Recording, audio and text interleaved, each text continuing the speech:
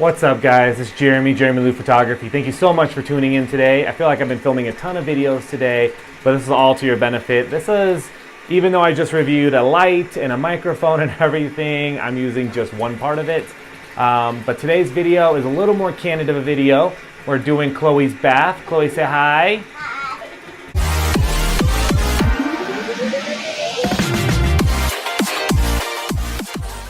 We're doing Chloe's bath right now, and so I thought I would take a little bit of time to talk about some news in the photography world with some actual photography stuff that's going down. If you've been following anything on social media lately, you may have seen that there is a story in Tennessee, I believe, and I could have that wrong. I don't have it in front of me, but there is a story about a couple who hired a photographer a few weekends ago, and the photographer didn't show up to the wedding.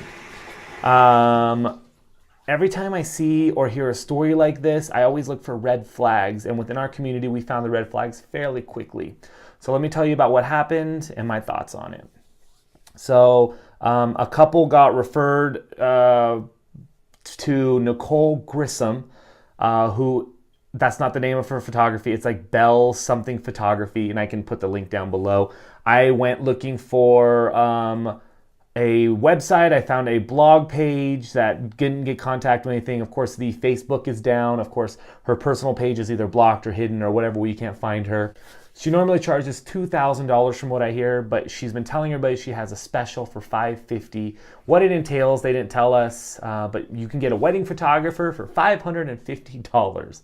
Which is a percentage of what photography for weddings should cost. Now, this couple probably got this amazing deal, thought it was awesome, and I believe it even included an engagement session as well. And they had this photographer booked, and guess what? The photographer didn't show. Turns out, even posting through their local forums, that the photographer actually double booked themselves and didn't even show up to either venue. She sends an email or a text. She sends a text the day of saying that she's lost, she can't find them, and that's it. She's an hour away, or she's somewhere that she can't get to them. This is hilarious and ridiculous to me.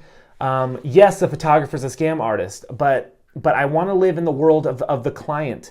Clients, brides, potential future of your memories that you're being captured forever and ever and ever. Do not be so naive. If it sounds too good, it probably is. I went to her blog page. I didn't even see work that was like worth hiring for. But you guys can't just give money to people in full and not question things. Why is it so cheap? Why was a $2,000 package all the way down to $550 if you paid in advance? And one of the brides was even contacting this photographer weeks and days before the wedding to set up an engagement shoot, and the photographer wasn't responding at all. Nicole was not responding. So why are people not looking for backups? Why are people not putting this together then? I always go back to common sense, because I see this on the news now, and the thing that irritates me most about this is that it affects my business and my community, because now I'm going to have brides in the next 6 months or so going, Jeremy, how do we know you're going to show up to our wedding? Well, my reputation says that I'll show up. My reviews say that I'll show up, but I have that to back me up. But what if you're a newer photographer coming in at the $1,500 to $2,500 range shooting weddings, and now you have to deal with this Nicole Grissom, who is a crap of a person, who decides to take money in our industry and go, I will be there, and then doesn't show up. By the time they don't show up, it's too late. She has your money. The cops can go after her, but the wedding day's already over. Now we have to prove to our brides and our clients that we're actual legit people. And that's the most frustrating part for me right there. I want to make sure that I very clearly, to a lot of my brides and my clients, that I do what I do, and I do it professionally because I value what I do, and I value my clients more than anything else, and I value their day. A lot of professional photographers, amateur photographers getting into professional photographers feel the exact same way. Don't let this Nicole person and her actions dictate what we do. Sadly, right now in the news, that's all we're seeing, that's all we're hearing about. So I want to change that, and I want to make sure that everybody knows that that's not the norm. When you're booking your photographer, read the reviews. Contact past brides or comment on reviews. You don't have to go and find the person, but basically if they leave a review on Facebook or on Yelp, you can comment on that. Facebook's the easiest. Somebody leaves a review, say, hey, message them and say, hey, I'm thinking about hiring this photographer. What do you think? Give me your honest opinion. Find out that way.